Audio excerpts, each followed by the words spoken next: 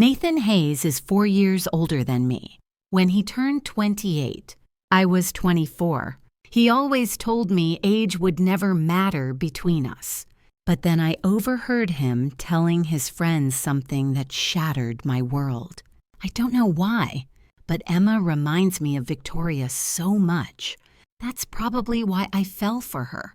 Later, he found ways to help his ex-girlfriend Victoria, who looked exactly like me. He gave me his love, but gave her his devotion. He thought he could have both worlds perfectly, until I discovered the truth and disappeared without a trace. I smiled as I signed my record deal and told Marcus, my producer, loving someone older taught me one important lesson. I know how to play the game, and I know when to walk away. Sometimes a woman's intuition is razor sharp. When Nathan was showering that Thursday night, I accidentally overheard a phone conversation between his friends at the bar. I was just stepping out of the private room when I heard them discussing the devastating power of first love. Nathan, we've all shared our stories. Now it's your turn. Don't think you can escape. Hearing his name, my hand froze midair. After a long silence, Nathan's voice, heavy with alcohol, cut through the night. I tattooed her initials near my heart. I still haven't removed them. The leather jacket I wear when flying has a blood stain on it from our first time together. I keep it like a treasure. My current girlfriend, she's Victoria's replacement. Each word hit me like thunder. I felt my blood run cold, my entire body falling into an ice pit. I was a replacement for his first love. The room fell silent for a moment, then erupted in cheers. Damn, that's intense. You win this round. Nathan, 3 sentences and you've topped everyone. You're the ultimate romantic. I heard Victoria's coming back to the States soon. If you've never forgotten her, maybe you'll get your second chance. All those years of waiting wouldn't be for nothing. But what about your current girlfriend? Isn't she Sophie's best friend? If you don't handle this carefully, it could ruin their friendship too. Nathan fell silent, not responding, seeing someone about to leave the private room. I snapped back to reality and stumbled downstairs. Outside, rain was pouring down, but I felt nothing. I walked straight into the downpour. Cold raindrops hit my face, mixing with tears as they fell together. My vision blurred with water, but those words echoed endlessly in my mind, bringing back memories piece by piece. Nathan Hayes was Sophie's older brother, 4 years my senior. I first met him during high school when Sophie and I were cornered by some thugs in an alley, just when we thought we were done for. Nathan appeared on his motorcycle.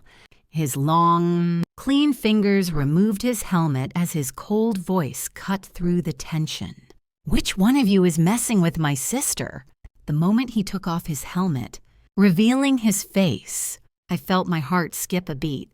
Though Sophie had always bragged about how devastatingly handsome her brother was, seeing him in person still left me breathless. He didn't even break a sweat, just a few high kicks, and those thugs were beaten bloody. Back then, every girl in school had a secret crush on someone, except me.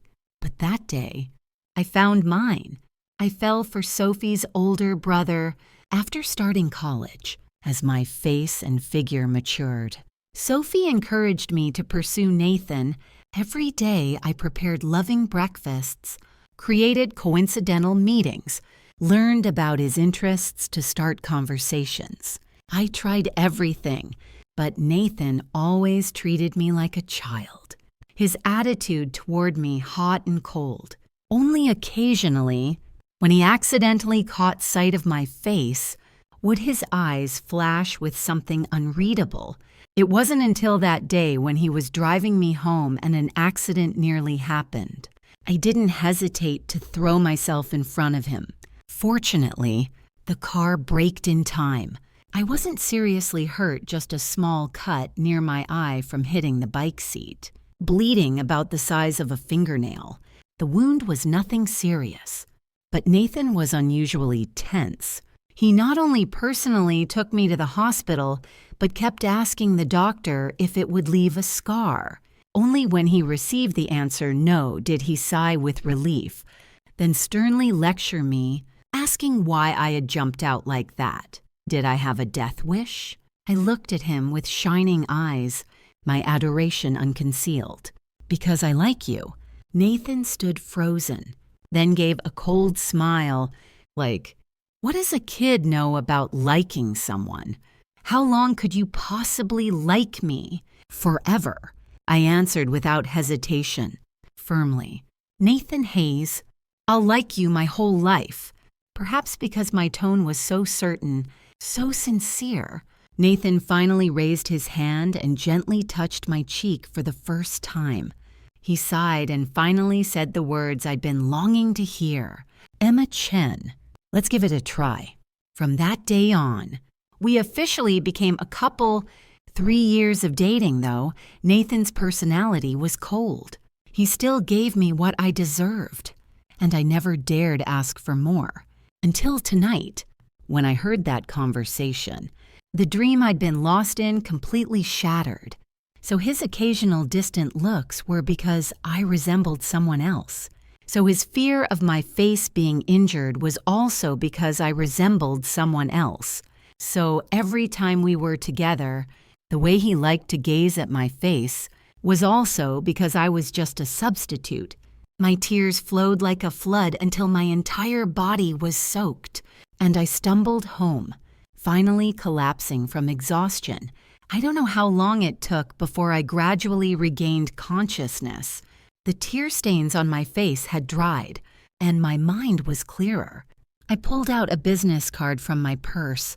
This was something a talent scout had given me half a month ago at a bar. After I spontaneously performed a song I'd written for Nathan, he said my voice had great potential. My appearance was striking, and asked if I wanted to become a singer.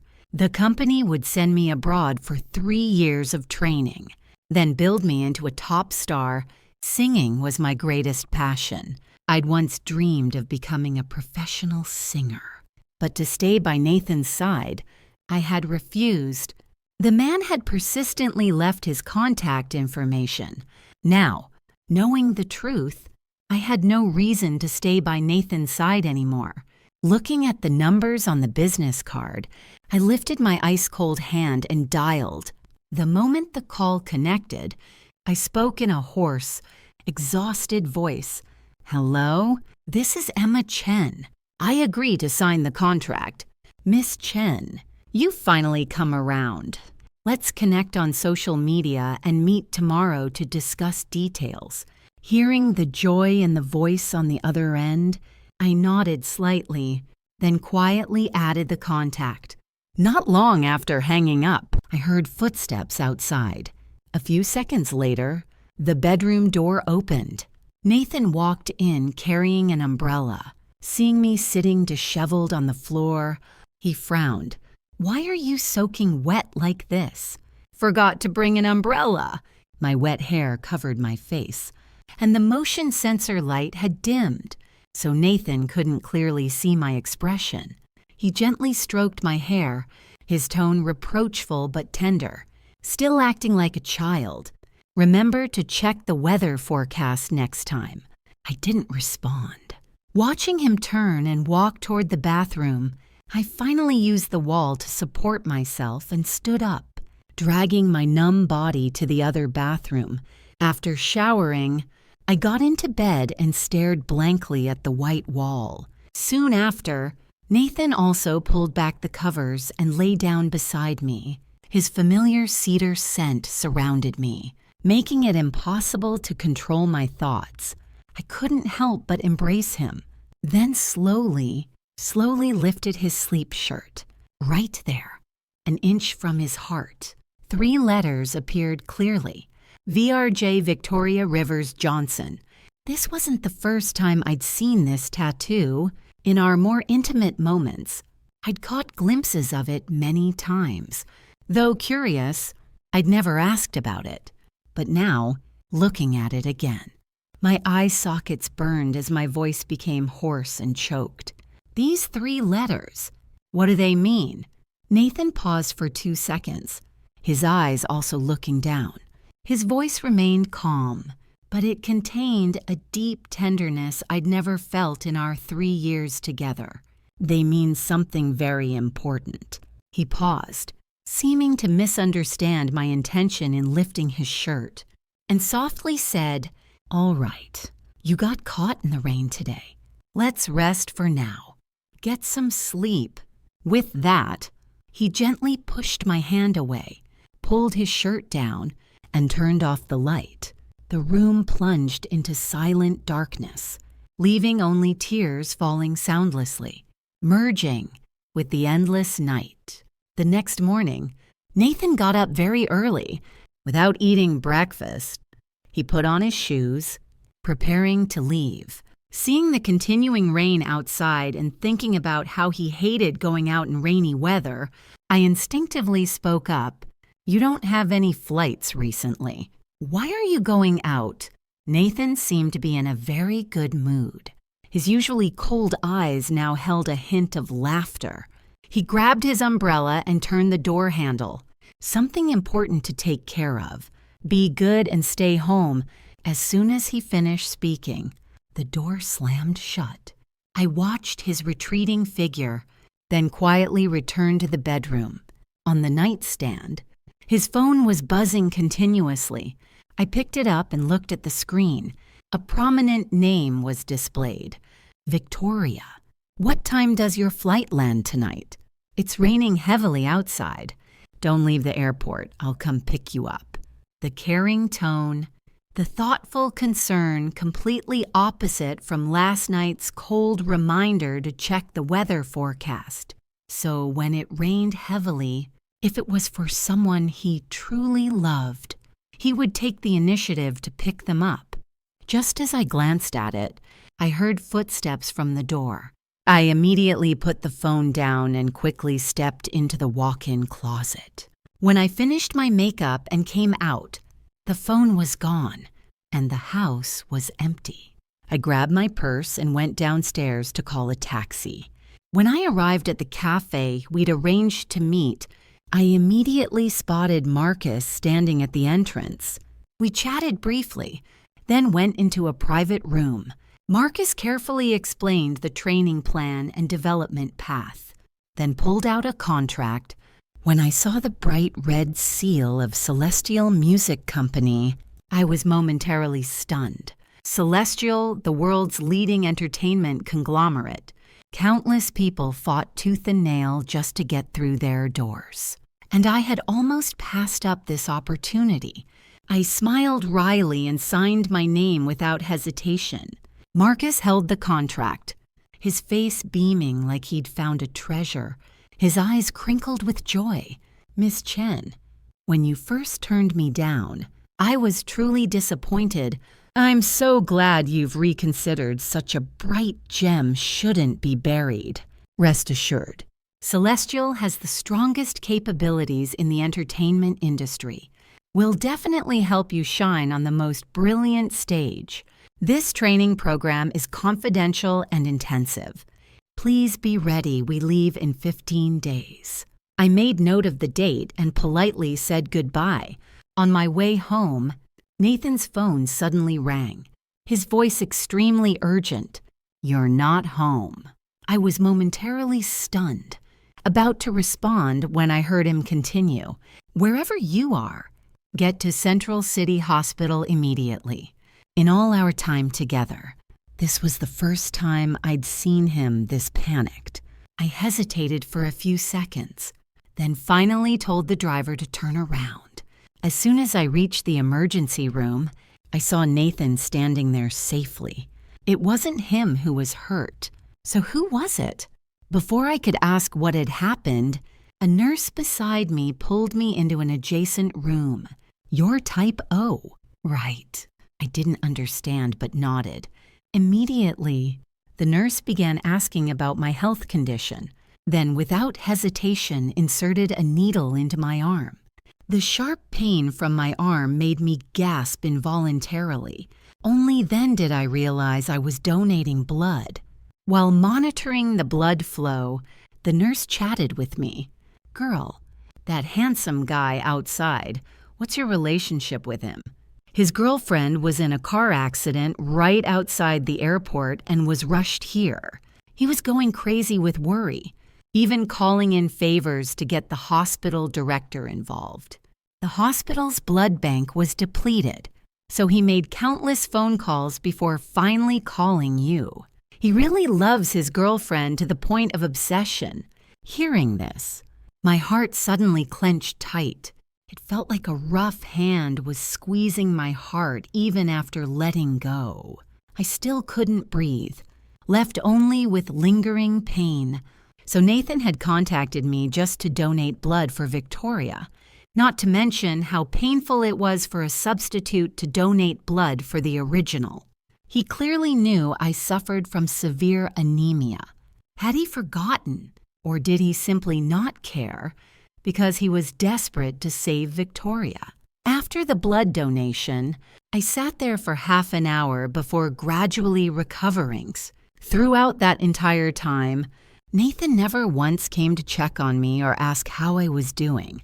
Without thinking, I knew he must still be by Victoria's side. Of course I was just a substitute. What right did I have to his concern? I gave a bitter laugh, used the wall for support to walk outside, and happened to see the surgery room light turn off. The doctor wheeled the patient out, and Nathan immediately rushed forward, anxiously staying close beside them, pushing the gurney into a room through the glass door. I saw him sitting by the bed, tightly gripping that pale white hand, his face full of pleading and fear. In all my memories, no matter what happened, Nathan always maintained an air of ease, never seeming to care about anything. I'd known him for 5 years, and this was the first time I'd seen him show such expression. So this is what he looked like when he truly loved someone. In the following days, Nathan didn't return home at all. I knew he was at the hospital, but didn't reach out to him. I did 3 things. First, I went to my company and submitted my resignation. Second, I pulled out my suitcase and began packing. Third, I circled the date of my departure on the calendar. Watching the days pass one by one, my restless heart finally began to settle. On a sunny day after the rainy season, Nathan finally came home. As soon as he walked in, he immediately noticed something was wrong. Looking at the cardboard boxes nearby, he frowned. "Why did you bring all your work stuff home?" Then he saw the luggage in the bedroom, his breathing becoming erratic. "Why are you suddenly packing?" Finally, he discovered the red circle on the wall calendar and turned to look at me. "What does this date marked on the 30th mean?" 3 consecutive questions made me pause. I didn't hide anything. I found a better job opportunity recently, so I resigned. I'm packing because I need to go somewhere quite far. The 30th is the day I leave. After saying this, I took a breath, preparing to tell him about leaving and breaking up. "Do you have time? There's something very important I need to tell you." Before I could finish, Nathan's phone suddenly rang. Seeing Victoria's name on the screen, he hurriedly answered. Through the phone, the girl's sweet voice came through. "Nathan, thank you for taking care of me these past few days. My friends are throwing a welcome back party for me. Would you like to come celebrate?" Nathan was about to agree, but suddenly remembered something and looked at me. "You just said you had something important to tell me. Is it very important?" Hearing this, what else didn't I understand? I shook my head. "It's not important. If you're busy, just go." Hearing my voice, Victoria laughed curiously on the other end. "Is your girlfriend there too? Why don't you bring her along? Last time she donated blood for me, I haven't properly thanked her yet. Hearing the words donated blood, Nathan paused, unconsciously covering the phone and stepping aside. I couldn't hear what they discussed, but in the end, Nathan still brought me along. I hadn't even had time to refuse before he hurriedly pulled me to the car. On the way, he briefly explained what had happened a few days ago. The person who just called is a friend of mine. She had an accident when she just returned to the country. The hospital didn't have enough blood reserves, and I remembered you shared her blood type. The situation was so urgent that I called you over without explaining. You haven't been texting me these past few days. Are you angry about that? No, I have anemia. I've been resting these past few days, so I didn't contact you. My tone was flat, as if I didn't care at all. Seeing my pale complexion, Nathan felt a pang of guilt. Right. How could he have forgotten she had anemia? He was about to apologize and ask what I wanted as compensation when I closed my eyes, seeming completely indifferent. In the end, he remained silent. After we got out of the car, we headed straight to the designated private room. But as soon as we pushed open the door, we both immediately felt the heavy atmosphere inside. It was supposed to be a welcome party, but nearly all the attendees were men, mostly Nathan's friends. They looked at him with expressions that seemed to say they wanted to speak but couldn't, as if something was difficult to voice. But before anyone could say anything, Victoria approached with a smile. You made it. Then her eyes fell on my face, momentarily stunned, before she smiled again. Is this your little girlfriend? She looks so young. Thanks again for donating blood for me last time. I have to say, this life of mine was saved by you.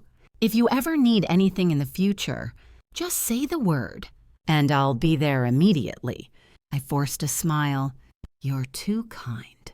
Victoria smiled and told us to make ourselves comfortable, then went to greet other newly arrived guests, though she was no longer here. Nathan's eyes remained fixed on her. When he saw her laughing and talking with another man, his expression immediately darkened.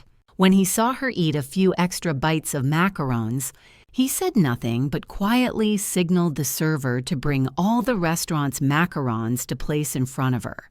When he saw the champagne tower accidentally knocked over by someone else, about to fall on her, he immediately jumped up and pulled her into his arms.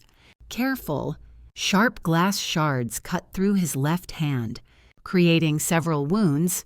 Everyone around urged him to go to the hospital, but he just casually wrapped a silk handkerchief around it, not caring at all. It's just a small wound. Nothing serious. No need to worry. Looking at the white silk handkerchief already stained red with blood. I had just taken out the car keys when I put them back in my purse. The scene fell silent for a few minutes before quickly returning to its lively atmosphere. At 8 o'clock, when everyone seemed quite cheerful from drinking, Victoria grabbed the microphone and loudly announced, "Now that everyone's here, I can announce that important matter. I'm sure everyone knows that before returning to the country. I broke up with someone. Today I called everyone here to help me find a new boyfriend." As soon as she finished, everyone looked anxiously toward Nathan. He said nothing, just stared at her intently. The glass in his hand crushed in his grip. Fresh blood covered his hand. But Victoria completely ignored it. Instead, she raised her wine glass and smiled at him. "Nathan, calling you here wasn't pointless. I want you to help me see which of your friends would be the best match for me." The entire room immediately fell into terrifying silence. Looking at everyone's evasive gazes and Nathan's darkened expression, I finally understood why the atmosphere had been so strange when we first entered. Just as everyone was still nervously waiting, A man sitting in the middle of the room suddenly stood up. Before he could finish saying, "Need to use the restroom," Nathan had already flipped the table in front of him, sweeping his cold gaze toward the man. "Damn it, you dare to agree." The friend was caught off guard.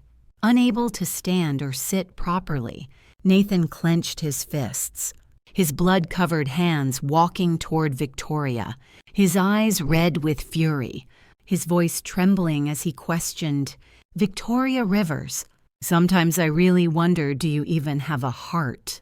After saying this, he didn't look back as he stormed out of the room, slamming the door. He had forgotten that he'd left his girlfriend behind. With such commotion, the welcome party couldn't continue. I laughed bitterly at myself and stood up to head toward the restroom. As soon as I reached the hallway, I heard the argument between Nathan's friends and Victoria. "Victoria, what exactly are you thinking? Why do you have to provoke Nathan like this? You clearly know he's always wanted to get back together with you. Who among us would dare touch the woman he's been pining for? Just because Nathan wants to get back together doesn't mean I have to agree. I don't see any sincerity." "Sincerity?" I'm speechless.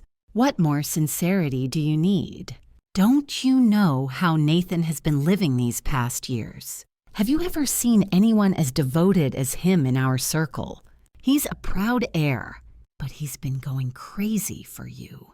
Ever since you said you were breaking up and going abroad, he's been drinking himself into a stupor every day, nearly dying from alcohol. Every time you posted about liking something online, he'd immediately buy it at any cost, then secretly fly overseas to leave it at your door. When you casually mentioned to a friend that you hadn't seen fireworks in a while, he arranged an entire fireworks show in Paris. Don't tell me you didn't know. Hearing their angry voices, my hand trembled slightly. During our time together, Nathan often disappeared without explanation. So it was all because of Victoria. The argument in the hallway grew more intense, but Victoria remained completely unmoved, dismissively saying, "He willingly did those things for me. I didn't force him. Besides, they're just trivial matters anyway. Nothing significant. Let me see him risk his life for me sometime." Victoria, you can push all you want. Just wait until Nathan runs out of patience and stops liking you. You'll regret it when it's too late. Stop liking me. How ridiculous. He even finds a girlfriend who looks like me as a replacement. How could he ever stop liking me? Between him and me, it's not your place to worry. Her voice was full of confidence. After speaking, she smugly turned around and came face to face with me standing not far away. I had heard everything. Seeing me standing there, the entire group froze, but unlike them, Victoria's reaction was quicker. Without Nathan here, she dropped her polite facade from earlier. She even looked at me with pity. "You heard everything. Good. If not, you'd keep being deceived. Poor girl. You're just a supporting character in my relationship with Nathan. I advise you to step back sooner rather than later." After saying this, she clicked away on her high heels. The hallway suddenly fell silent, leaving only Nathan's friends with faces red from embarrassment, stammering as they tried to explain. "Emma, it's not what you think. It's... They desperately wanted to say something, but in the end, couldn't find any reasonable words, because the truth was exactly as it seemed. Looking at the group before me, flustered and at a loss, I didn't want to make things difficult for them, nor did I ask any more questions. I simply turned and left.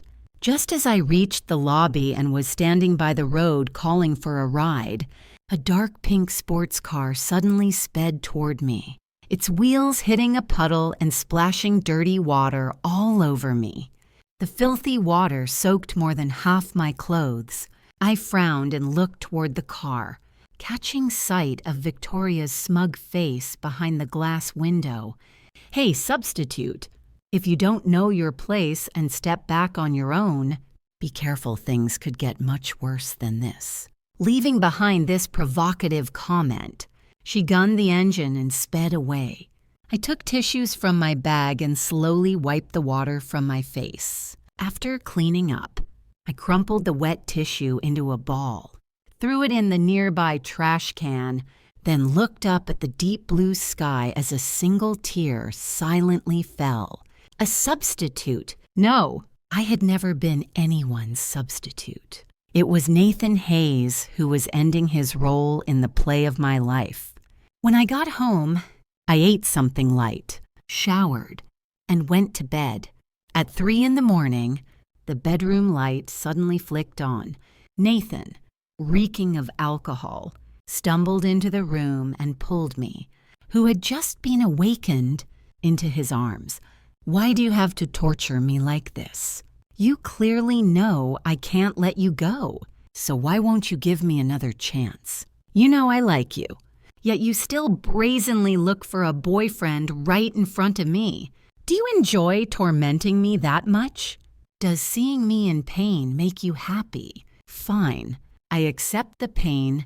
I can give you anything you want, as long as you're still mine. Looking at his agonized face, I clenched my hands, then decisively pushed him away. I watched him fall onto the bed, his mouth still continuously calling Victoria's name, and the corner of my mouth curved into a bitter smile. So this is what he looked like when he loved someone. So our 3 years of romance meant nothing to him, not worth a single penny. My eyes reddened as I grabbed the pillow beside me and quietly left the bedroom. Turning off the light as I went, the room plunged into darkness, and Nathan continued muttering drunken words. But there was no one left to listen. The next day, Nathan slept until noon before waking up. The hangover made his head feel like it was splitting. He struggled to sit up. I was standing by the window, organizing my small jewelry box. Seeing my silhouette, some hazy memories surfaced in his mind, making him pause. Did I say anything inappropriate last night when I was drunk? Seeing me shake my head, he sighed with relief. He raised his hand to massage his temples but accidentally touched his wound, hissing in pain. Just then, I turned around and saw his unbandaged hand. The wound from last night's glass cut now swollen and infected. Nathan was a pilot who still had to fly. He only now remembered he needed to treat his injury. "Where's the first aid kit?" I said nothing, just turned and walked to the living room, returning with a fully stocked medical kit. Everything you need should be in here. Nathan couldn't help but laugh. How could it possibly have everything? But when he opened the lid and saw that it contained everything from cold medicine and stomach medication to various emergency supplies, he fell completely silent. "All of this you prepared?" I nodded slightly. "Yes. You're a pilot. You can't afford to be injured. So I prepared comprehensive medications in case they're ever needed." Hearing this, Nathan's mind suddenly shook, bells ringing in his head. He suddenly remembered all the times he'd come home drunk and I'd devotedly made hangover soup for him. Whenever he casually mentioned wanting to eat something, I'd immediately learned to cook it. All these years, despite his frequent illnesses, I'd always taken such thoughtful care of him. He remembered when we first got together. Sophie had told him countless times that Emma Chen was a pampered young lady used to comfortable living, and he needed to be a good boyfriend and take responsibility.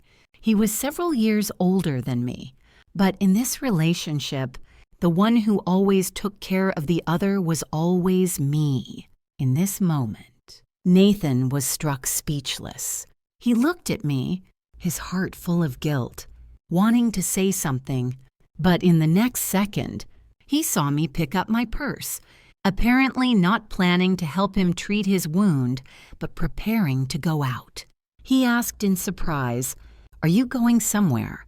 I made a soft sound of acknowledgement and adjusted my hat. I already made plans with Sophie.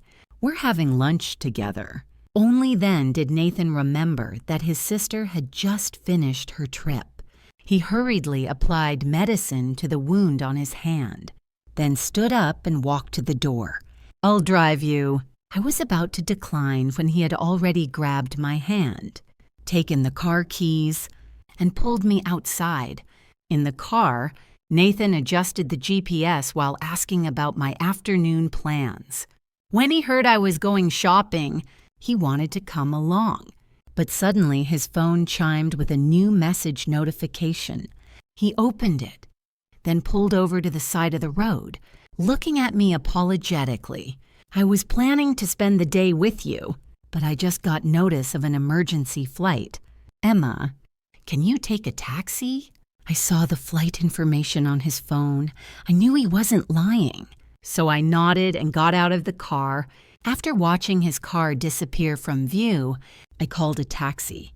When I arrived at the restaurant we'd agreed on, Sophie had already finished ordering. She excitedly handed me a gift, her voice full of joy. "Ta-da! A souvenir from my trip. Open it and see if you like it." I placed the gift on my lap but didn't open it immediately. Instead, I looked at her with a serious expression. "Sophie, I have something to tell you. I'm planning to break up with your brother and go study abroad in Vienna. I might be gone for about 3 years. Sophie's eyes widened in disbelief. "What? Why so sudden? You two seemed fine. Why break up?" I smiled gently and told her the truth. "Because your brother doesn't like me. He only got together with me because I resemble his ex-girlfriend. He's always seen me as a replacement." I had long since moved past this, so I could speak about it without feeling much. But when Sophie heard it, the anger in her heart immediately erupted. She slammed her hand on the table, her voice incredulous. "Ex-girlfriend? Who? That Victoria girl. When they broke up, my brother was drinking himself to death every day. How has he still not gotten over her after all these years? How does Victoria look anything like you? You're so much prettier than her. My brother has a beautiful girlfriend right in front of him, but won't appreciate her. Still thinking about that woman. Treating you like a substitute." She got angrier as she spoke, finally not even eating her food, grabbing her phone to look up Nathan's information before running outside. I knew Sophie was terrified of her older brother, but this time she was angry on my behalf, which moved me deeply. However, I had already decided to let go of Nathan and didn't want to create an awkward situation, so I hurriedly chased after her. No matter what, Sophie still ran to the nightclub.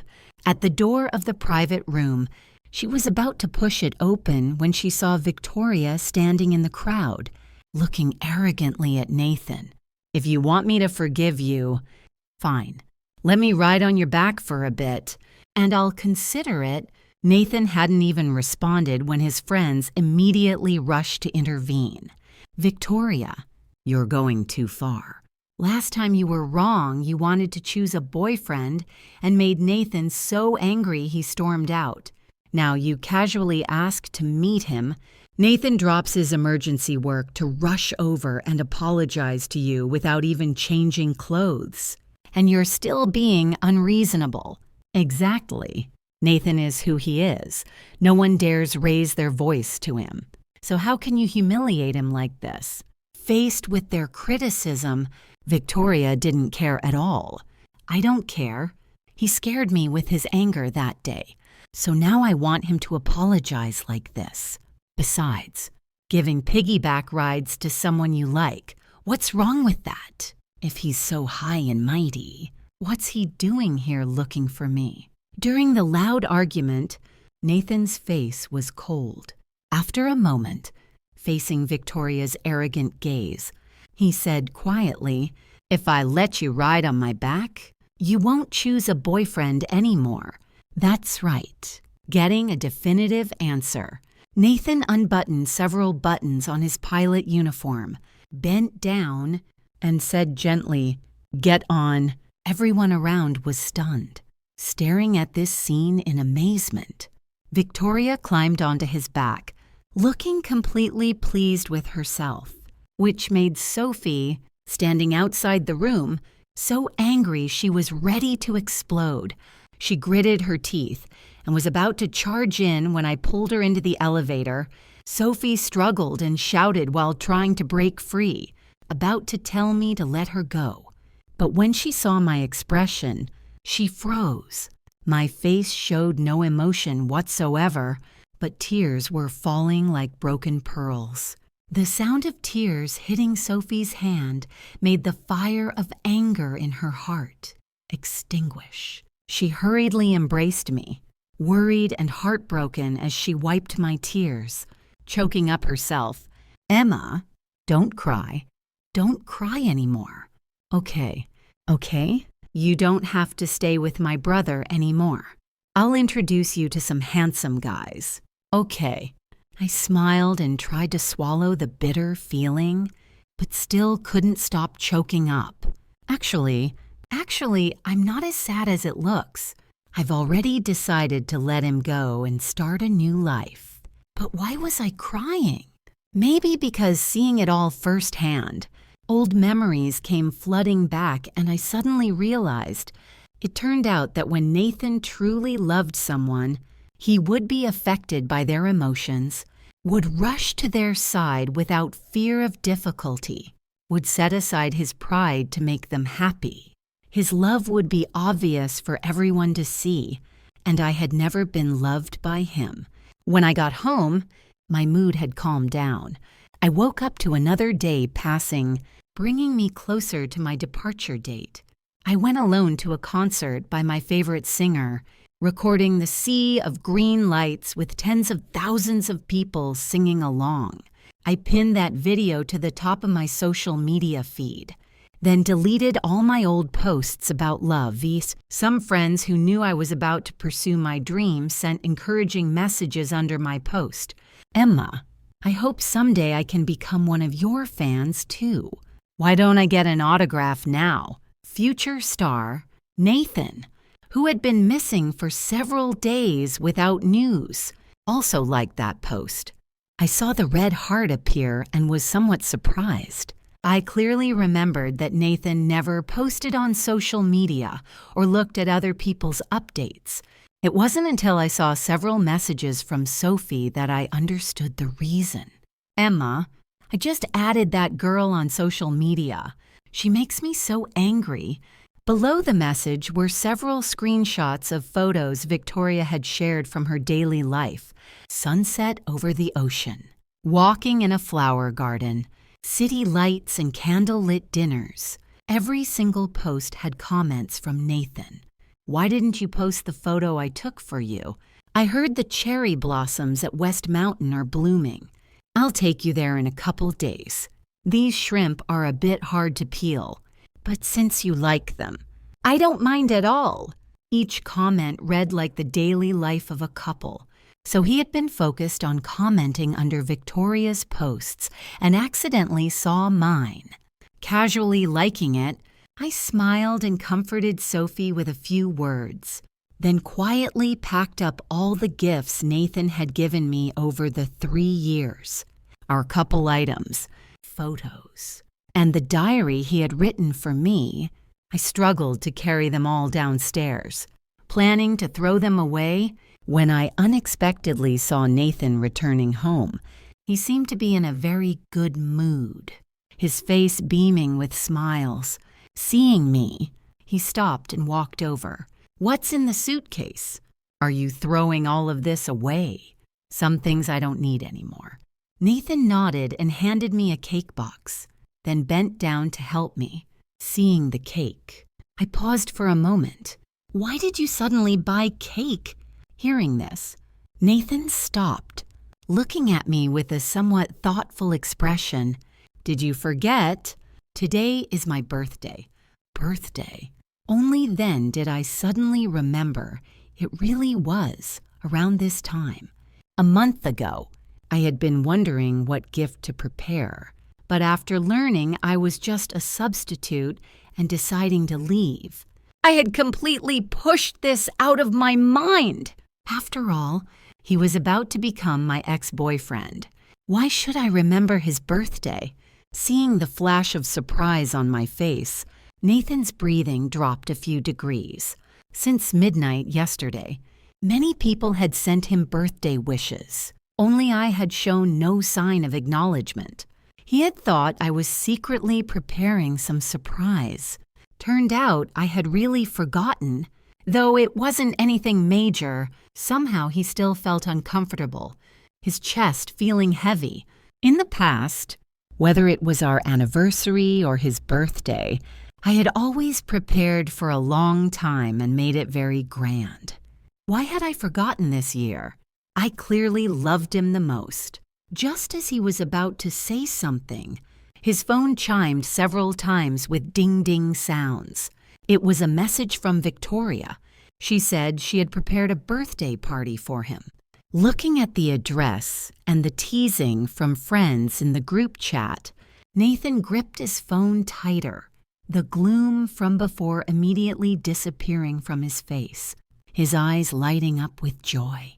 While replying to the message, he turned to leave. I called him back. "Your birthday." Nathan paused slightly, then said, "I have to go out for a bit. Let's celebrate together when I get back tonight." I just made a sound of acknowledgement, quietly watching his retreating figure.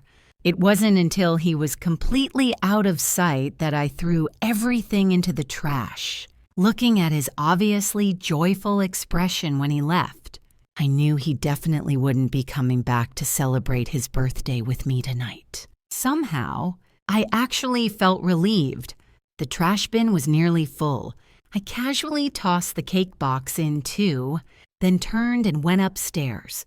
A few hours later, I received a message from Marcus. "We're departing tomorrow. I'll pick you up at 9 a.m.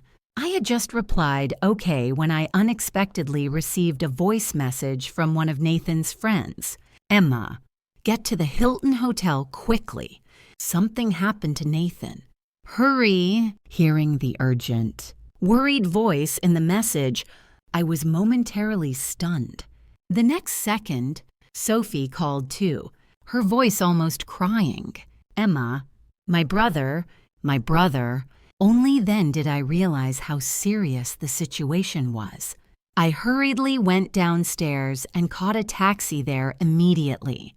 As soon as I got out of the car, Sophie pulled me running toward the lake. Explaining the story as we ran, Victoria's ex-boyfriend came back from abroad and followed her to the hotel. Wanting to get back together, my brother got angry and fought with him. But Victoria not only didn't stop them, she even provoked them more. She threw a necklace into the lake, saying whoever retrieved it was the one she'd love. The ex-boyfriend wanted to jump in, and my brother wanted to follow, but there are rock walls at the bottom of this lake. Even professional divers don't dare go down. A bunch of people tried to convince my brother, but he wouldn't listen. "Emma, you have to help me. He's my only brother." The more I listened, the more silent I became.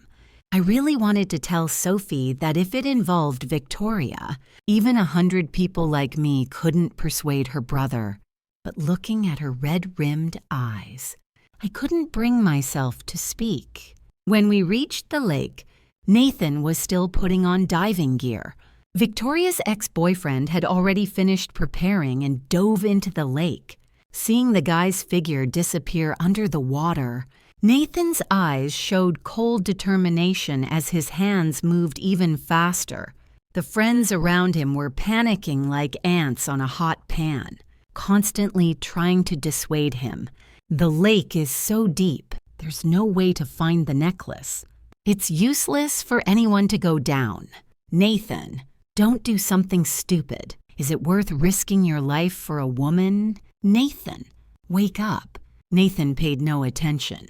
He put on his oxygen mask and pushed away everyone blocking his path. Sophie couldn't take it anymore and rushed forward to grab his arm, her voice desperate.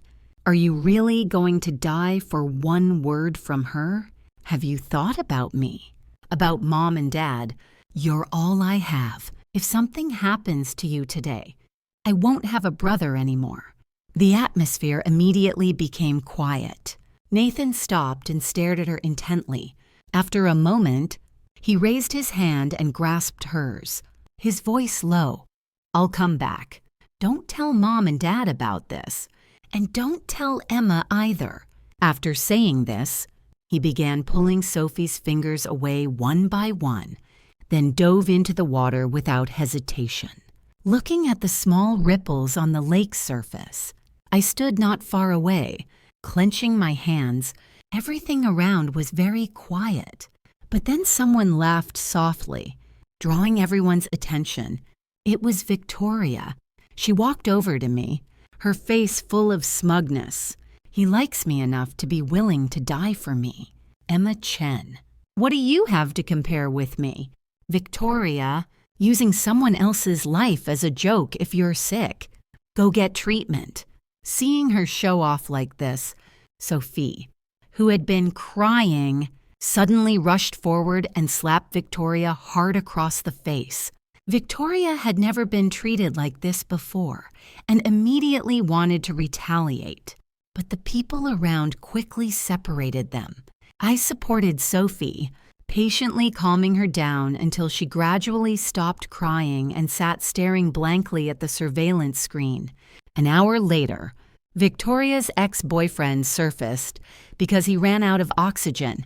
The previously quiet lakeside suddenly became chaotic as everyone looked into the distance, waiting for Nathan. But after another 5 minutes passed, with his oxygen nearly depleted and Nathan still not appearing, everyone became terrified. Only I remained calm. I had already contacted the Hilton's rescue team, begging them to help. 5 or 6 professional divers jumped into the lake. Another 10 minutes passed with no sign of movement. Sophie was nearly exhausted.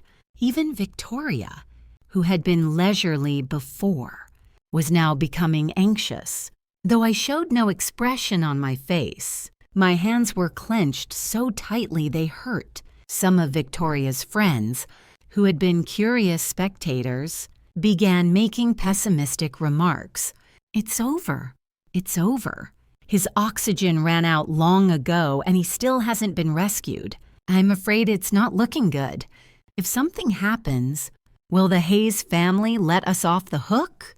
What does it have to do with us? He voluntarily risked his life for Victoria. Just as the words were spoken, the quiet lake's surface suddenly made a sound. Several rescue workers emerged from the water, pulling someone with them. Slowly swimming toward shore, everyone hurried over, clinging to each other to help pull him onto the shore.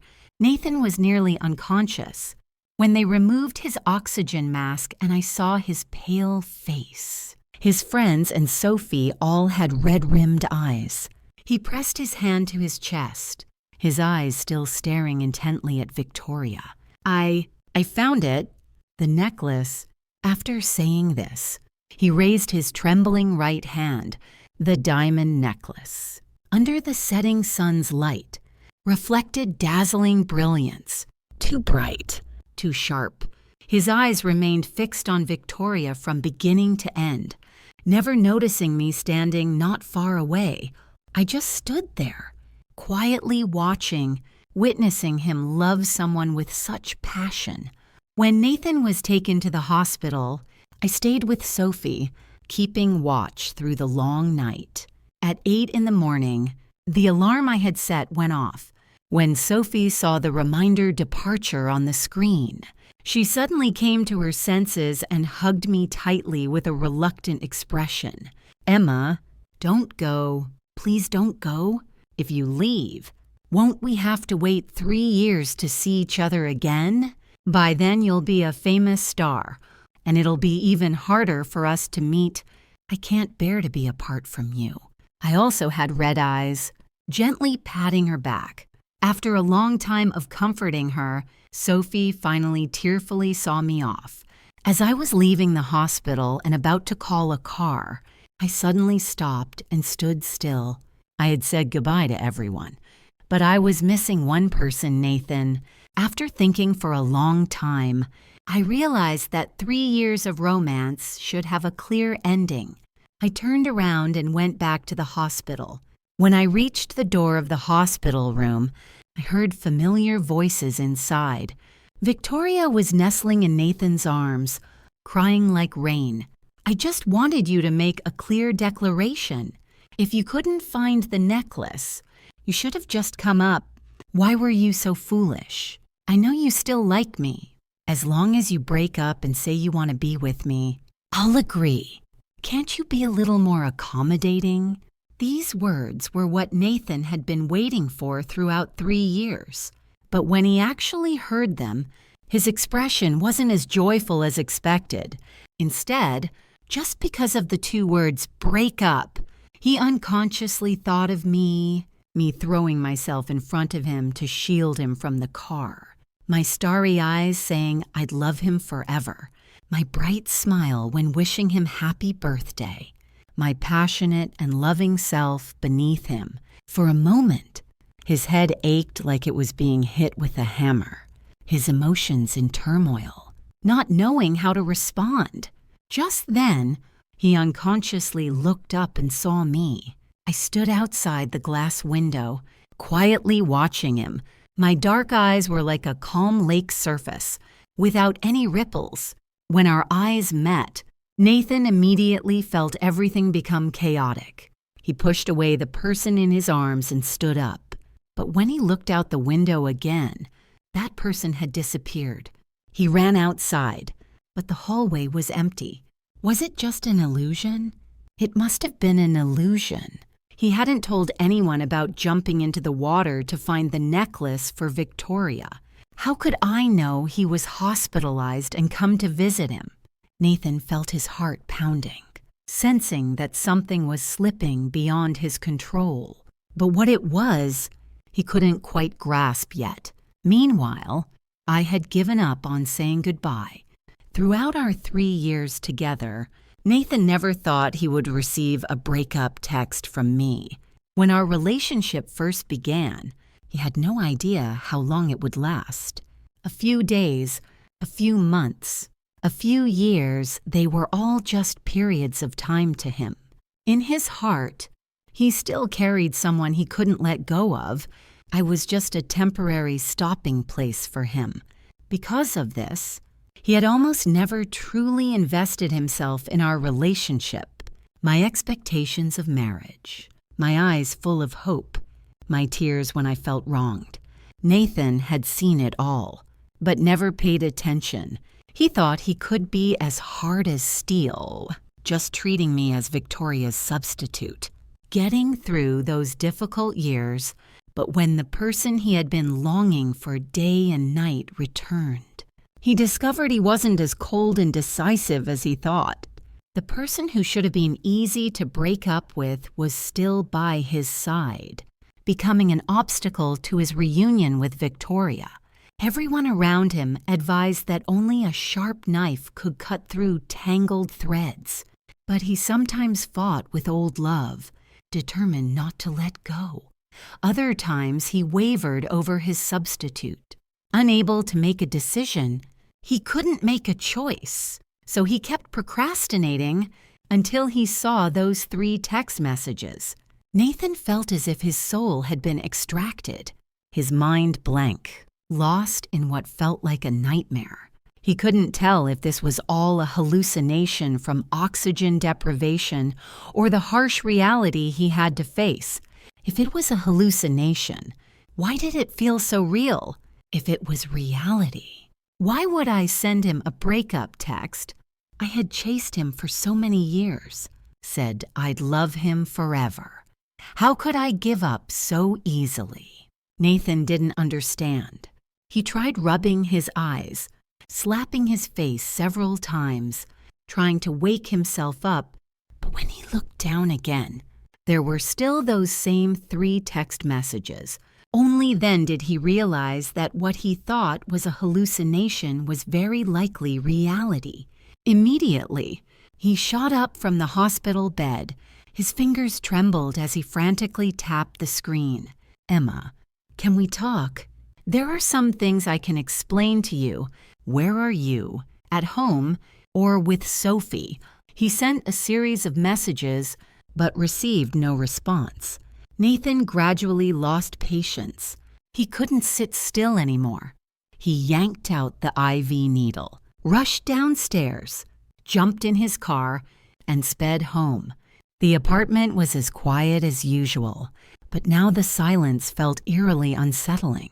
He searched everywhere inside and out, but couldn't find that familiar figure. Instead, he discovered the empty display cabinet, the vacant walk-in closet, and the room without a soul. Everything related to me had vanished. Realizing this, Nathan's heart felt like a tangled mess, tightening painfully. He tried hard to recall everything that had happened in recent days, searching for clues. The resignation letter, the calendar with red circles, the cold attitude, the forgotten birthday, the discarded belongings. Each incident, each item seemed to prove the truth that I wanted to leave. But he hadn't noticed any of the warning signs. The chaotic memories gradually settled like sediment, leaving only those eyes in Nathan's mind. So the last moment he saw me outside the hospital room a few hours ago wasn't a hallucination. I had come to find him, perhaps wanting to talk honestly, perhaps to say goodbye directly. But I had accidentally witnessed the scene of Victoria confessing her feelings to him. So all the words I wanted to say, all the things I hadn't had time to express, were buried in the end. Only 3 cold, emotionless text messages remained. Nathan had never imagined that the years of his life had been wasted. Just to test his devotion, when he was in love, he had given Victoria everything, even willing to trade his life for hers. After they broke up, he'd been depressed for 3 years before slowly getting back on his feet, and she thought his love was fake, his devotion just empty words. In that moment, all the persistence and faith Nathan had held on to for so many years crumbled completely. He looked at the person before him, still the same appearance as before, but in Nathan's eyes now, she had become completely strange. What he had once longed for was finally gone.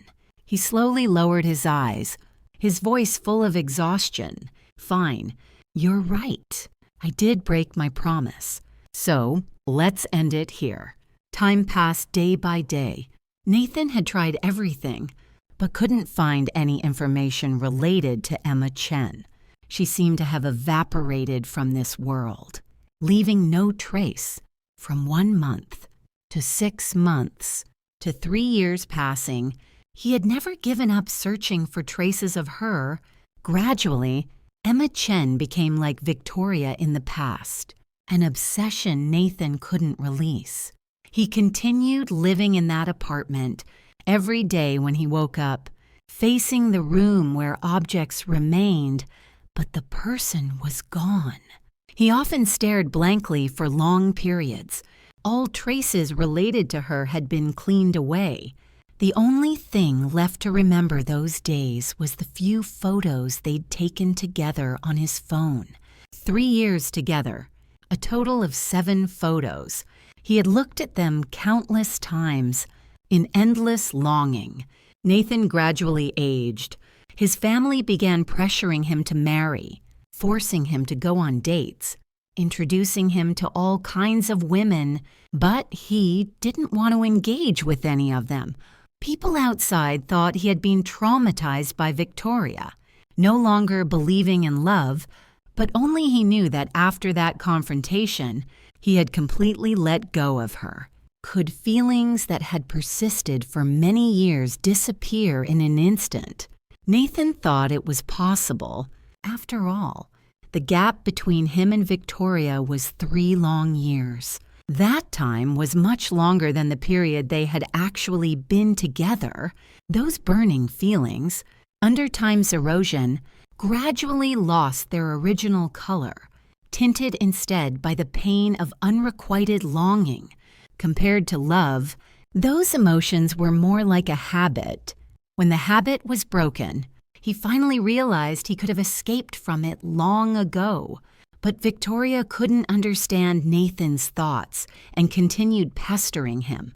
While the two were still entangled, Nathan's 27th birthday arrived. As usual, he went home for dinner with his family and was pressured about marriage again. Sophie still didn't come home, claiming she was busy when asked.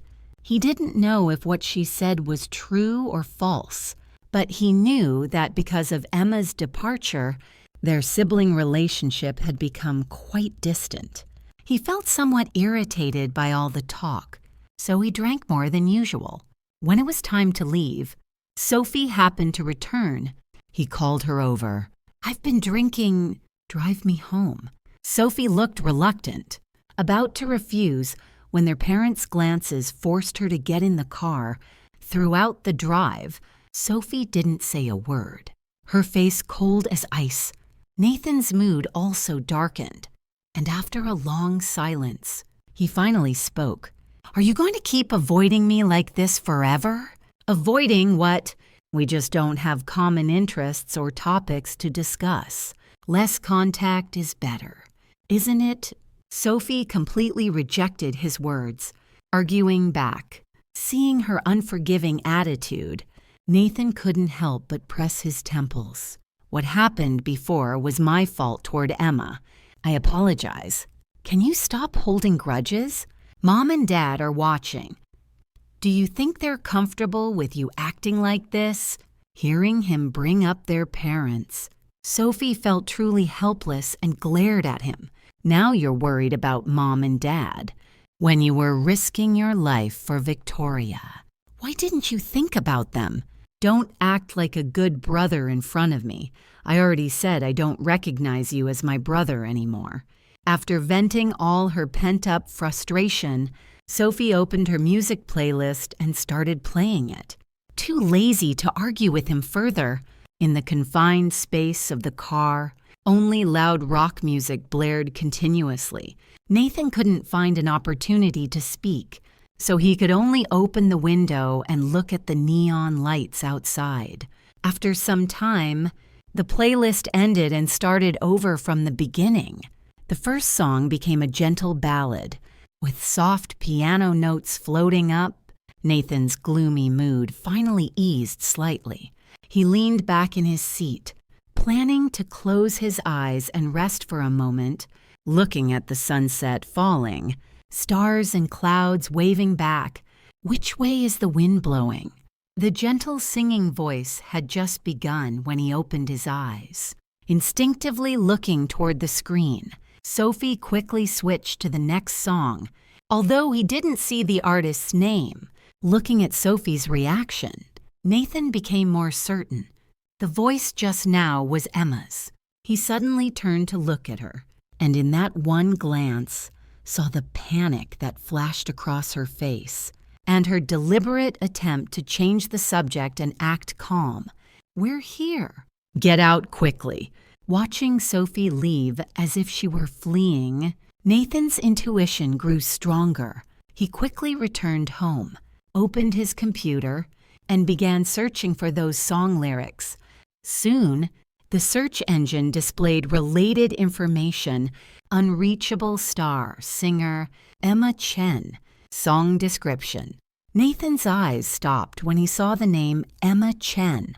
Suddenly, he remembered the songs she used to compose in her spare time, and her eyes full of expectation when she talked about wanting to become a professional singer.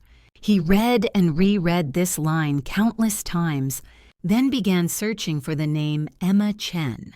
Emma Chen, 24 years old, female, new generation singer under Celestial Music, officially debuted in March 2024, released her first album Galaxy Journey the same month. Celestial Music. Nathan scrolled through the contact list and successfully found the CEO of this music company. He couldn't wait another minute and directly sent a message. Soon after, the other party very politely explained the specific situation, then introduced a social media account. It was Emma's current manager, who was also the one who had discovered her Marcus Chen. From him, Nathan learned many things. It turned out Emma had disappeared because she'd signed with Celestial Music and underwent 3 years of intensive, confidential training abroad. After completing the closed training program, the company had immediately created her debut album. This album had received widespread critical acclaim, both domestically and internationally, upon release, generating significant attention. It's just that Nathan had never paid attention to these things, so he had no impression of it at all. Faced with this unexpected news, he felt like he'd been struck by joy falling from the sky. Not knowing what to do, the joy of reunion after long separation, the relief of finally solving his obsession, the regret that had accumulated over the years, the uncertainty about an unknown future. In an instant, countless emotions surged through Nathan's heart. He stayed up all night searching for all information related to Emma Chen online, trying to use this one night to fill in the gap of the past 3 years. When dawn broke, he hurriedly went to Celestial Music's headquarters. After waiting in the conference room for 3 hours, he finally met the person he'd been thinking about day and night. The moment Emma pushed open the door, Nathan felt like his heart skipped several beats. 3 years apart, she had matured compared to before, radiating a comfortable and composed aura when she saw him. She also paused briefly, but quickly returned to normal, her lips carrying a polite smile. "Mr. Hayes, it's been a while." Emma's perspective, hearing my form of address. Nathan's eyes flashed with disappointment. "It's been so long since we've seen each other. Do we need to be so distant?" "We've discussed this, Mr. Hayes. You and I now only have a business relationship between investor and musician. Some things should naturally be made clear to avoid misunderstandings. Is that all?" Seeing the disappointment that flashed in his eyes, my voice remained firm. "Of course." Before coming here, Nathan had imagined thousands of possibilities for our reunion. It could be silence. It could be tears. It could be feigned calm. The one thing he hadn't expected was this professional separation of public and private matters. Could it be that only he was still entangled in the past? Unable to break free, Nathan tried his best to deny this, only able to bring up the past, trying to find evidence. "But we were together for so long. Have you forgotten everything? 3 years. It's been 3 years since we broke up. That's not too long, but it's enough to start a new life. There's no need to dwell on the past anymore, after all."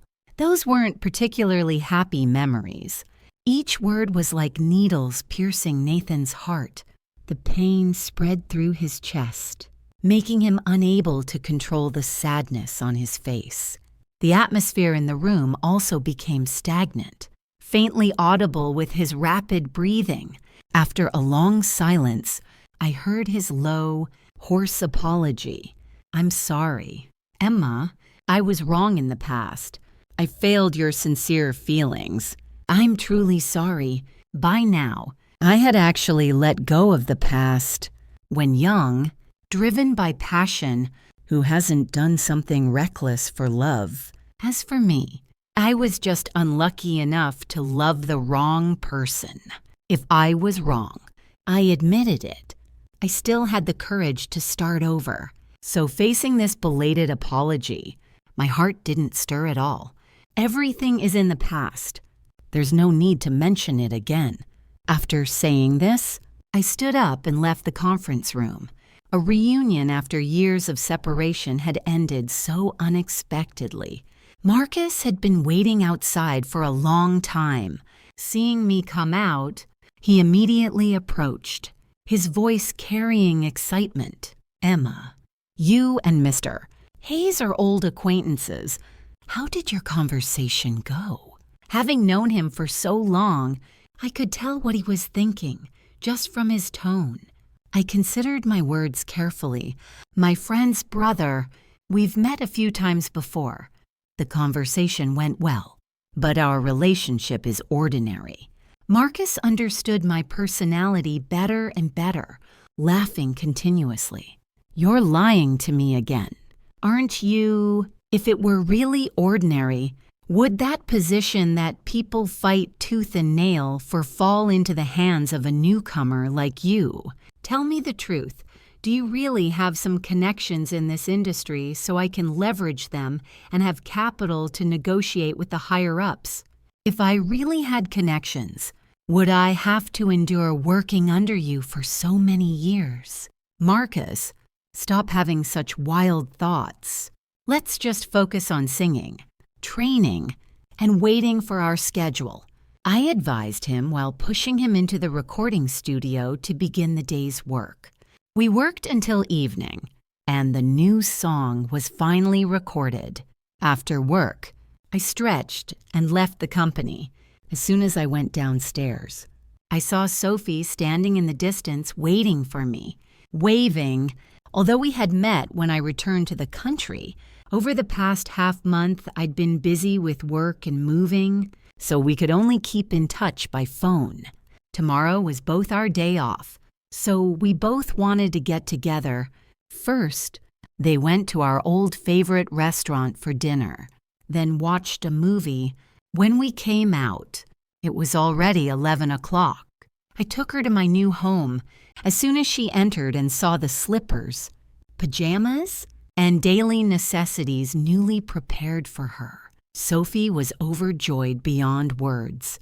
She pulled me to sit on the sofa, watching movies and eating snacks while chatting about everything under the sun. This scene was no different from the old days. We both felt like we were back in our school days, our hearts full of emotion. "What? Nathan came to see you this morning." Although I mentioned this casually, when Sophie heard it, she immediately became as angry as boiling water. Seeing her so agitated, I quickly pulled her down to sit, handed her the fruit juice from the table, wanting her to calm down. It was just business. We didn't talk much. "Don't make such a fuss." Sophie took a big gulp of orange juice, still furious about what happened 3 years ago, her voice full of indignation. "He still dares to come see you. Humph. If it weren't for the bit of blood relation between us. With the things he did, I would definitely find a group of people to beat him up. I warned him countless times, but he still won't change." "No way." "Tomorrow I'm gonna find him. Emma, don't worry. I absolutely won't let him bother you anymore." I knew she was doing this for my sake, but no matter what, they were still siblings. I didn't want Sophie to have tension with her family because of me, so I gently persuaded, "Sophie, I've already moved past what happened before. Don't worry about it anymore. From now on, in my eyes, he's just the brother of my best friend." Sophie looked at me intently. Seeing the relaxed expression on my face when I said these words, she finally believed that I had truly let go. "What brother? I don't have a brother like that. From now on, just treat him like a familiar stranger. Have less contact with him. If he dares to pester you again, just tell me, and I'll teach him a lesson for you." Seeing her rambling on about wanting to protect me, I felt warmth in my heart and hugged her. okay? Everything you say is right. I'll definitely listen to you."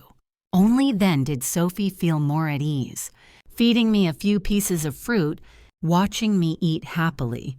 She suddenly remembered something and quickly asked, "You said he came to you for business. What kind of business?" "He invited me to participate in Heartfelt Harmonies Season 3 as a regular guest." Hearing this, Sophie remembered that her family was indeed the biggest investor in this show. She frowned. Speaking hesitantly, "This show is indeed Nathan's investment. It's been very popular domestically for the past 2 years. He's giving you one of the 4 regular guest spots. What is he calculating?" This question I had also thought about, but regardless of what his intentions were, having this position was an opportunity for me as a newcomer to the industry, so I didn't want to waste energy guessing his motives. Forget about him. Anyway, the company is backing me, so nothing will go wrong. Right now, I'm just worried that suddenly getting such a good job, people might criticize me for using backdoor connections. With me here, how could that happen? "Emma, don't worry. I'll handle the online public opinion for you. If anyone dares say you relied on connections, I'll design a separate music show, just for you to show people what real connections look like." Seeing that she had gotten past that topic, I also breathed a sigh of relief and continued, "Just me alone will there be an audience.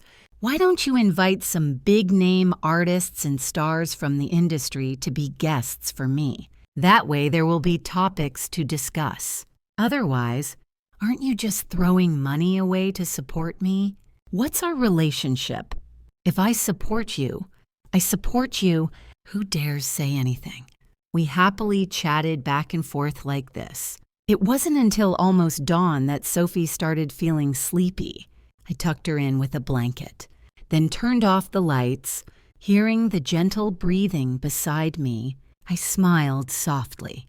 Many things were no longer the same as before, but fortunately, Sophie and I were still the same as we'd always been. The next day, we slept until afternoon before reluctantly getting up. After washing up, Sophie complained of hunger and dragged me out, saying she wanted to try a newly opened dessert shop. The shop was halfway up a mountain. Since it was a weekday, there weren't many customers. We chose a spot on the balcony, enjoying the view of red cherry blossoms mixed with green leaves while gossiping about little secrets. Just as we were chatting animatedly, a few people walked by. One of them accidentally bumped into something, causing a piece of cake from the tray to fall and stick to my clothes. Looking at the stain on my outfit, I frowned slightly and took out tissues to wipe it off. The girl who had dropped the cake was initially about to apologize, but when she saw our faces clearly, her regret immediately turned to surprise. "Is that you too?" Hearing the familiar voice, Sophie paused and looked up to see Victoria. It had been half a year since we'd seen each other. She was still the same as before, always traveling with a group of friends, running into someone she didn't want to see. Victoria's expression stiffened slightly. Sophie wasn't happy either. She immediately pulled me behind her, shielding me. "Don't you know how to apologize? Or is your mouth just for decoration?" The person who dropped the cake widened her eyes, about to argue back, but Victoria raised her hand to stop her. She crossed her arms, looking at Sophie, who had confronted her for 3 years straight with a cold smile. Well, if it isn't the sharp-tongued Hayes girl. And my substitute, Sophie had never backed down from an argument. "You're going too far. How can I compare to you?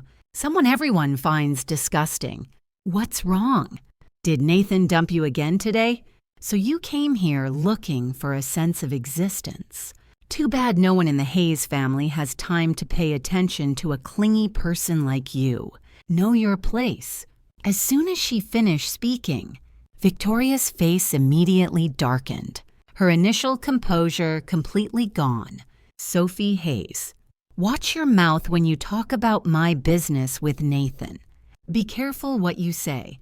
If I'm clingy, then what is the person standing behind you? A cheap knockoff.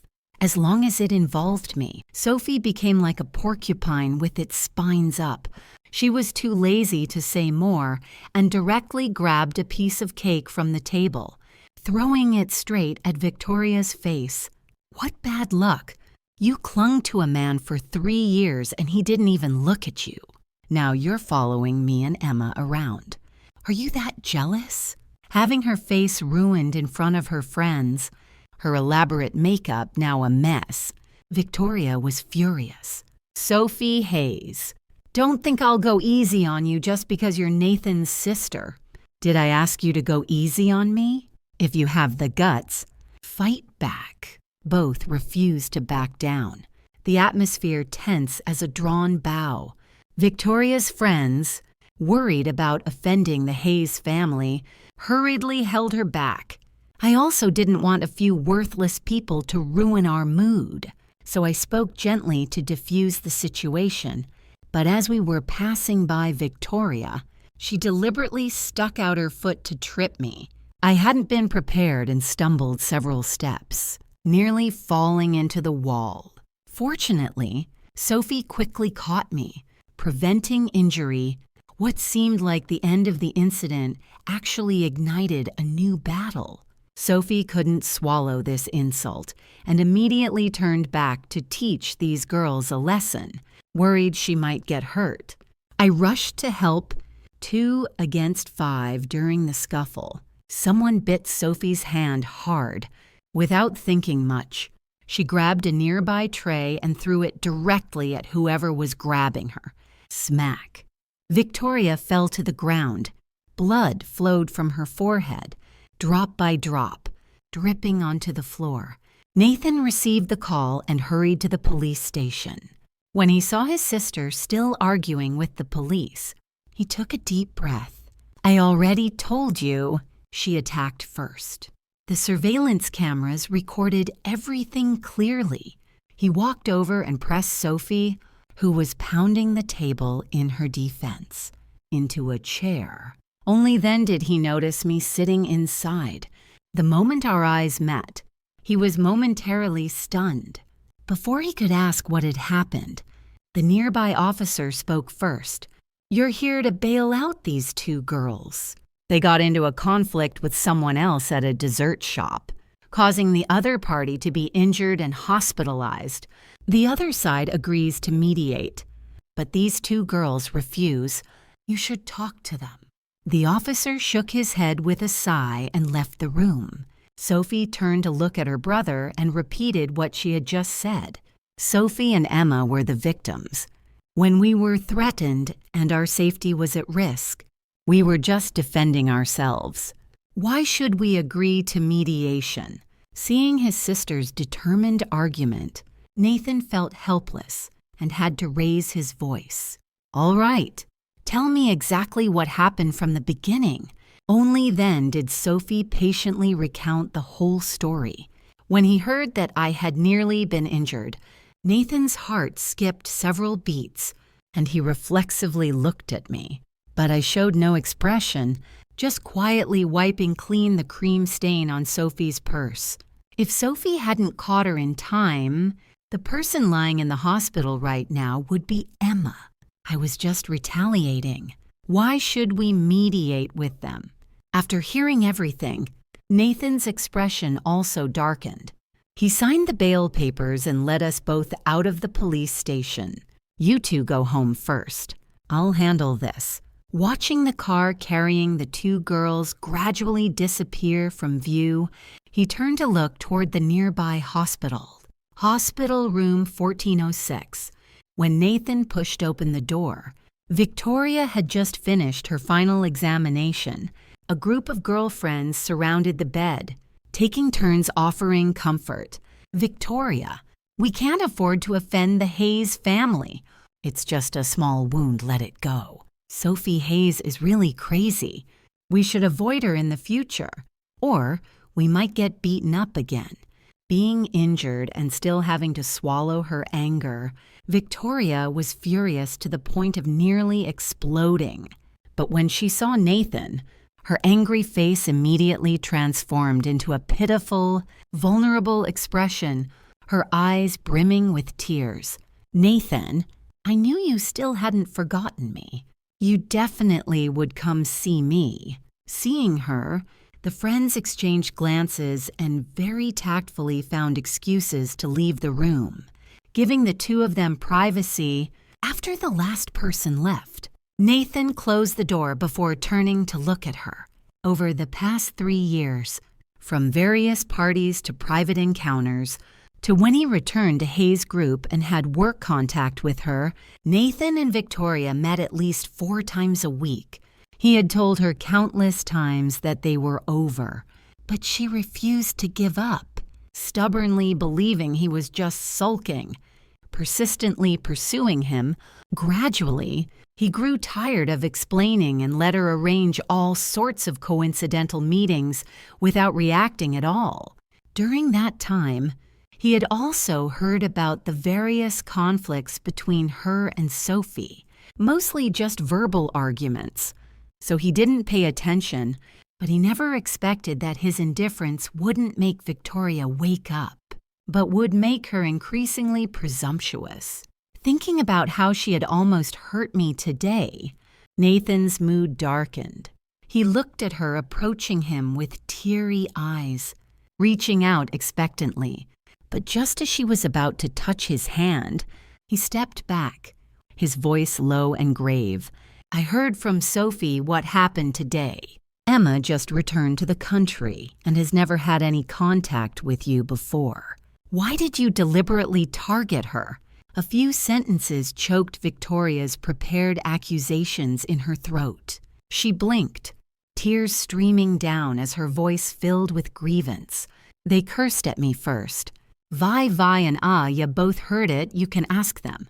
They're close to you, so of course they'd take your side. Sophie might scold you, but how could Emma have offended you? Or did you think she was easy to bully, so you targeted her?" Victoria hadn't expected that Nathan would seek her out not to comfort her, but to settle accounts for the person who had injured her. Her heart filled with indignation. She stubbornly acted out. "Yes, I just don't like looking at her." So what, if it weren't for her, how could we have ended up like this? You're still defending her now, which proves you never had me in your heart. Why should I care about an ex-girlfriend I broke up with 3 years ago? Victoria, I've told you countless times we're over. You just refuse to believe it. Seeing his cold expression as he said these words, Victoria's rationality completely collapsed. "You and she also broke up 3 years ago. She's also an ex-girlfriend. Just my substitute. Why do you care about her? Didn't you promise you'd love me forever?" Seeing her crying and wailing like this, Nathan had witnessed this scene countless times over the past 3 years and had long since become immune. His phone chimed a few times. He picked it up to check a message from his secretary, and his tone immediately became icy. "I've ordered the suspension of all 5 collaboration projects between Hayes Group and Rivers Company. Whether we continue cooperation depends on your attitude. If you dare cause trouble for Sophie and Emma like today again, you'll bear the consequences yourself." Victoria's head snapped up, her eyes full of shock. "What did you say? You came here to defend them and treat me like this. Look carefully, I'm the one who got hurt." Nathan had completely lost patience, giving her one final look. In his eyes, only cold indifference remained. "Sophie is my sister. Emma is the person I care about most. Don't you understand?" After saying this, he no longer cared how she would react and turned to leave. The moment the door closed, heart-wrenching sobs echoed from the room, but Nathan didn't look back. 3 years into my career, I held my first solo concert at Cloud City Arena. The sight of 10,000 fans singing along to songs I'd written brought tears to my eyes. But among all those faces, one stood out: Nathan, sitting in the back, watching as I lived the dream he'd once dismissed. After the concert, life took on a new rhythm: record deals, world tours, Grammy nominations. I'd achieved everything I'd once only dared to dream about. Yet success couldn't fill the quiet moments when memories of Nathan still surfaced. Uninvited, it was during one of these quiet moments, 3 months after my concert, that Marcus burst into my dressing room with urgent news. "Emma, you need to see this." He thrust his tablet toward me, showing a trending news article. Nathan Hayes announced his engagement. The headline blazed across the screen: Aviation heir Nathan Hayes engaged to socialite Miranda Blackwell. Below was a photo of Nathan in a tuxedo, standing beside a tall blonde woman at some charity gala. I stared at the image, waiting for the pain I expected to feel. Instead, there was only a strange sort of numbness, like looking at strangers. "Are you okay?" Marcus asked. Studying my face, "I'm fine," I said, and realized I meant it. Actually, I'm happy for him. And I was.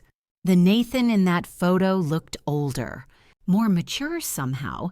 The arrogance that had once defined his features had softened into something that resembled contentment. Perhaps he'd finally learned to love someone without making them a substitute for someone else. "The press is going to want a statement," Marcus warned. "Then let's give them one." An hour later, I posted a simple message on social media: "Congratulations to Nathan and Miranda. Wishing you both every happiness." The response was immediate and overwhelming. My mentions exploded with comments from fans, some supportive, others confused, but I felt at peace with my decision. The past belonged in the past. What I didn't expect was the phone call that came 2 days later. "Emma," Nathan's voice sounded different, uncertain in a way I'd never heard before. "Can we talk?" "I don't think that's necessary," I said gently. "I saw the announcement. Congratulations." That's actually what I wanted to talk about. I need you to know something before you hear it from someone else." I settled back in my chair, curious despite myself. "What is it?" "Miranda and we broke up. The engagement is off." The silence stretched between us. I could hear his breathing, could picture him pacing the way he used to when he was nervous. "Nathan, I'm sorry to hear that, but I don't understand why you're telling me this." "Because I lied," he said, the words rushing out. The whole thing was fake, a business arrangement between our families. I agreed to it because I thought if I could prove to myself that I could love someone else, really love them, then maybe I could finally move on from you. My heart began to race. Nathan. But I couldn't do it. Every time I looked at her, all I could think about was you. Every song on the radio reminded me of your voice. Every sunset made me wonder if you were somewhere watching the same sky. "It's been 3 years." I whispered. 3 years, 2 months, and 16 days. He corrected. "I've counted everyone." I closed my eyes, feeling the careful walls I'd built around my heart beginning to crack. "Why are you telling me this now?" "Because I saw you at the concert. I saw you shine the way you always should have. And I realized I'd been a fool to ever think you needed me to complete you. You were always whole." "Emma," I was just too stupid to see it. "Nathan," I began. But he continued. "I'm not asking for another chance. I know I don't deserve one. I just needed you to know that losing you was the biggest mistake of my life. And if I spend the rest of my days regretting it, that's exactly what I deserve." The line went quiet except for the sound of our breathing. I forgave you a long time ago, I said finally, not for your sake, but for mine. Carrying that anger was like drinking poison and expecting you to die. I know, and I'm grateful for that. More grateful than you'll ever know. Nathan, yeah, be happy. Really, truly happy. You deserve that much. I could hear him smile through his tears. So do you? After I hung up, I sat in my studio for a long time, watching the Los Angeles skyline fade into dusk. For the first time in years, I felt truly free, not just from Nathan, but from the ghost of who I used to be, that young woman who had thought she needed someone else's love to validate her worth. Sophie found me there an hour later, curled up in my favorite chair with a cup of tea. Heard from Marcus about the phone call, she said, settling onto the couch across from me. How are you feeling? Peaceful, I said, and meant it. I think I'm finally ready. Ready for what? I smiled, looking out at the city lights beginning to twinkle, to write new songs about new things, about growing up and letting go and finding yourself in the music. Sophie grinned. I love the sound of that. 6 months later, I released Phoenix Rising, an album about transformation, forgiveness, and the courage to become who you're meant to be. The title track became my biggest hit yet, spending 12 weeks at #1. But the real victory wasn't the charts or the awards. It was the letter I received from a young woman in Ohio who wrote, "Your music saved my life. It taught me that I don't need someone else's love to be worthy of love myself. Thank you for showing me what it means to rise from the ashes." That letter sits framed in my studio now, right next to a photo Sophie took of me on stage that first night, arms spread wide, face tilted toward the lights. Finally, completely, authentically myself. Sometimes people ask me if I regret those 3 years with Nathan, if I wish I'd left sooner or stayed longer. The answer is always the same. Every experience, even the painful ones, led me to where I am now. And where I am now is exactly where I belong. As for Nathan, I heard through the industry grapevine that he eventually found real love with a pilot from his own company, someone who shared his passion for flying and wasn't trying to be anyone else. I was genuinely happy to hear it. We never spoke again after that last phone call, but sometimes I catch glimpses of him at industry events or charity galas. We nod politely when our eyes meet, but we keep our distance. Some stories end with dramatic confrontations or tearful reunions. Ours ended with grace, forgiveness, and the quiet understanding that some people are meant to love each other from afar. And that's okay. More than okay, it's perfect, because the greatest love story of my life turned out to be the one I wrote with myself, one song at a time, one stage at a time, one moment of choosing my own happiness at a time.